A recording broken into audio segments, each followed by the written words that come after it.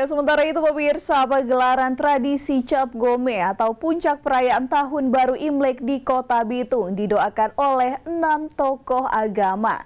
6 tokoh agama melakukan doa secara bergantian dari agama Kristen, Islam, Katolik, Hindu, Buddha, dan Konghucu sebelum wali kota dan wakil wali kota melepas peserta pawai Cap Gome. Doa tokoh-tokoh agama kali ini berterima kasih kepada Tuhan karena telah melewati masa COVID-19 yang melanda dunia selama 2 tahun.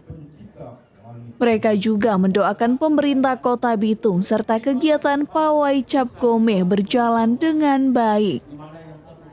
Hal ini terlihat bahwa toleransi umat beragama di Kota Bitung masih sangat kuat. Dan apalagi keluar semuanya kan, karena itu satu bagian bahwa kita adalah daerah yang notabene sangat toleran, semua kegiatan agama bisa dilaksanakan di kota ini.